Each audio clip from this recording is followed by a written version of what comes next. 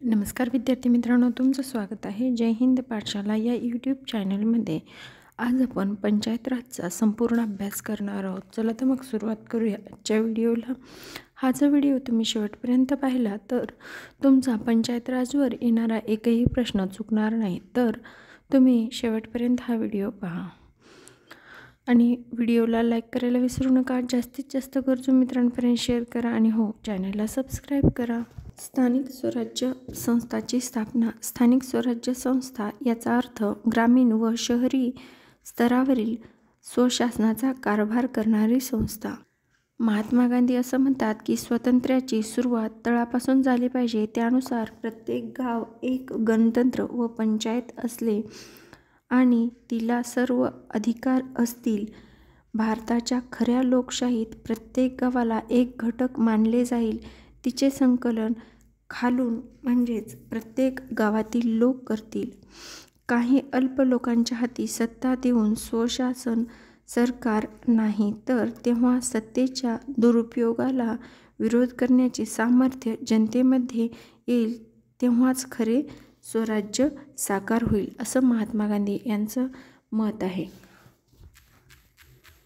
स्वातंत्र्यपूर्व काळातील स्थानिक स्वराज्य संस्थांचा इतिहास। 1688 मध्ये भारतातील पहिल्या महानगरपालिकेची मद्रास येथे स्थापना झाली। 1842 मध्ये भारतातील पहिली म्युनिसिपल कायदा बंगालमध्ये करण्यात आला। 1865 ते 1869 या दोन्ही वर्षी मुंबई व मद्रास प्रांतात स्थानिक जनतेच्या विकासासाठी निधीची तरतूद करण्यात आली। त्याचबरोबर 1870 मध्ये लॉर्ड मेयो यांनी आर्थिक विकेंद्रीकरणाचा ठराव मांडला आणि 1882 ला लोकनियुक्त सदस्यांच्या हाती स्थानिक स्वराज्य संस्थांचा कारभार सोपवण्यासाठी लॉर्ड रिपन यांनी स्थानिक स्वराज्य संस्था कायदा मंजूर केला। लॉर्ड रिपन स्थानिक स्वराज्य संस्थेचा जनकसुद्धा म्हणतात। 1892 साली कलकत्ता येथे म्युनिसिपल कायदा करण्यात आला आणि 1907 मध्ये हॉबहाऊस यांच्या अध्यक्षतेखाली रॉयल कमिशनची स्थापना करण्यात आली। स्थानिक स्वराज्य संस्थांचा कारभार जिल्हा लोकल बोर्ड्स मार्फत न करता गाव पातळीवर सुरू करून लोकनियुक्त सदस्याकडे असावा असे सुचविले आणि 1919 मध्ये स्थानिक स्वराज्य संस्था करिता विकेंद्रीकरण आयोग नेमण्यात आला आणि 1919 मध्येच भारतातील वेगवेगळ्या 7 प्रांतात पंचायती कायदे मंजूर झाले आणि स्थानिक शासन या विषयाचा समावेश खात्यात करून तो भारतीयांकडे सोपवण्यात आला। 1870 मध्ये जो लॉर्ड मेयोने ठराव मांडला होता विकेंद्रीकरणाचा, त्यात आर्थिक विकेंद्रीकरणासोबतच स्थानिक स्वराज्य स्वायत्तता आणि देण्यावर भर दिला आणि लॉर्ड मेयोच्या ठरावातील स्थानिक स्वराज्य संस्थांचे महत्त्वाचे मुद्दे म्हणजे राज्य सरकारने स्थानिक स्वराज्य संस्थांना जास्तीत जास्त सहाय्य करावे, त्याचबरोबर शैक्षणिक संस्था, स्थानिक स्वराज्य संस्था यांच्या इमारतीचे बांधकाम, रस्ते सुधारणे, शिक्षण याकरिता लागणारा पैसा कायद्याद्वारे किंवा कराद्वारे गोळा करावा, स्थानिक स्वराज्य संस्थांच्या प्रत्यक्ष निवडणुका घ्याव्यात, असं लॉर्ड मेयोच्या 1870च्या ठरावात होतं। त्यानंतर 1920 मध्ये महाराष्ट्र बॉम्बे पंचायत कायदा मंजूर झाला आणि 1926 मध्ये स्थानिक स्वराज्य शासन संस्था स्थापन करण्यात आली। 1926 ला कोल्हापूर संस्थानामध्ये पंचायत ॲक्ट 1926 नुसार ग्रामपंचायती स्थापन करण्याचे प्रयत्न झाले आणि 1935 च्या कायद्यात स्थानिक स्वराज्य संस्था स्थापन करण्याची जबाबदारी ही प्रांतांवर सोपवण्यात आली आणि 1939 मध्ये प्रत्येक जिल्ह्यात ग्रामीण विकास मंडळाची स्थापना करण्यात आली। हे झालं पूर्ण स्वातंत्र्यपूर्व काळातील पंचायत राज किंवा स्थानिक स्वराज्य संस्थेबाबतचा इतिहास। आता आपण स्थानिक स्वराज्य संस्थांच्या निवडणुका कोण घेतं, त्यांचे कायदे कुठले याचा अभ्यास करूया। महाराष्ट्र राज्य निवडणूक आयोगाची स्थापना 26 एप्रिल 1994 ला झाली। ती ही 73वी आणि 74वी घटनादुरुस्ती 1992 मध्ये संमत झाली। आता यांचं भूमिका काय असते तर लोकशाही व्यवस्थेचा पाया असलेल्या स्थानिक स्वराज्य संस्थांच्या निवडणुका यशस्वीरित्या पार पाडणं हा महाराष्ट्र किंवा कुठल्याही राज्य निवडणूक आयोगाचं महत्त्वाचं कार्य किंवा भूमिका असते. इतर कार्य कुठलं करतात ते स्थानिक स्वराज्य संस्था निवडणुकीच्या साठीचे जे मतदार असतात त्यांच्या याद्या तयार करतात. त्याचबरोबर मतदारसंघाची पुनर्रचना करणं हे सुद्धा राज्य निवडणूक आयोगाचं कार्य आहे. त्याचबरोबर जागाचे आरक्षण निश्चित करणं कुठल्या, तर ते अनुसूचित जाती, अनुसूचित जमाती, ज्या काही महिलांसाठी जागा सुटतात यांचं.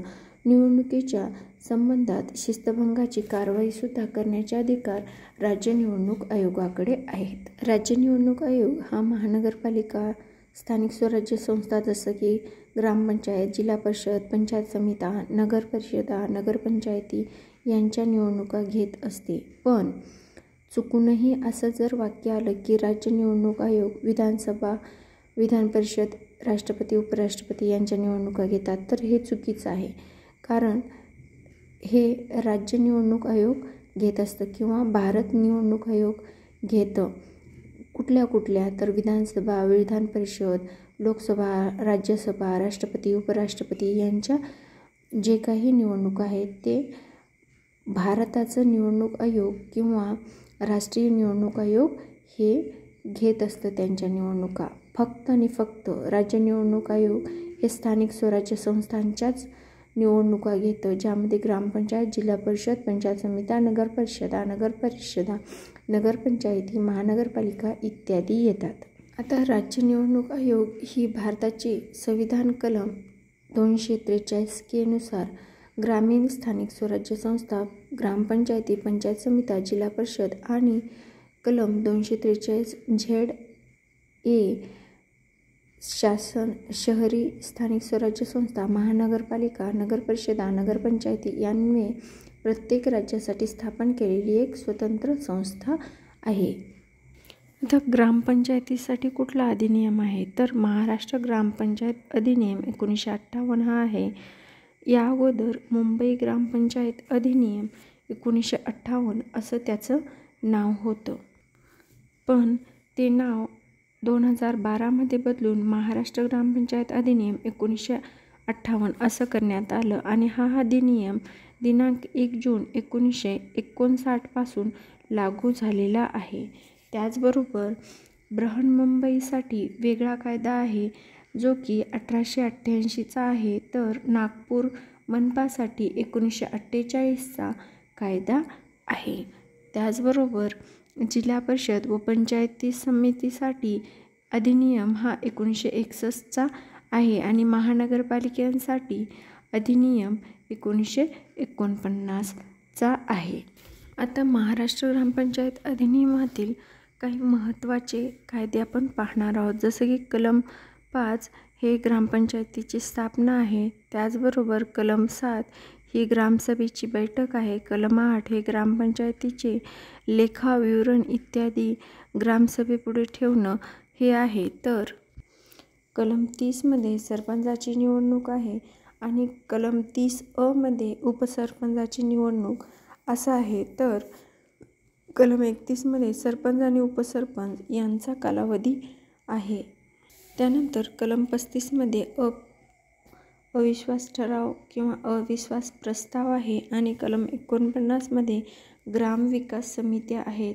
तर कलम 57मध्ये ग्रामनिधी आहे आणि कलम 60मध्ये ग्रामपंचायतीचा सचिव, ज्याला आपण ग्रामसेवक म्हणून ओळखतो, तो आहे. तर कलम 145 हे ग्रामपंचायतीचे विघटन किंवा विसर्जन याचं आहे. ह्या झाल्या थोडक्यात आणि महत्त्वाच्या अधिनियमातील कलम किंवा कलमातील तरतुदी, ज्या लक्षपूर्वक बघून घ्या.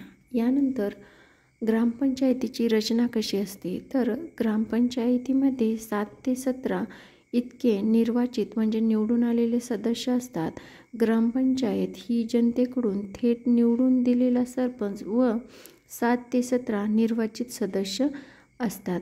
जनतेकडून थेट निवडलेला सरपंच हा ग्रामपंचायतीचा पदसिद्ध सदस्य असतो. मग किती लोकसंख्येला किती सदस्य संख्या असते, तर 1,500 किंवा कमी लोकसंख्येला 7 सदस्य असते. त्याचबरोबर 1500 ते 3000 लोकसंख्येला 9 सदस्य संख्या असते. 3001 ते 4500 11 सदस्य संख्या असते.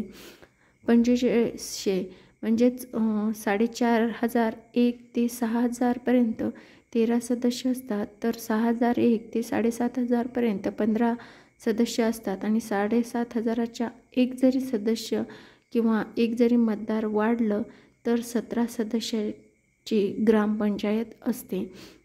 त्याचबरोबर एक महत्त्वाची गोष्ट म्हणजे 500च्या कमी लोकसंख्या असेल तर ग्रामपंचायत ही गट ग्रामपंचायत असते.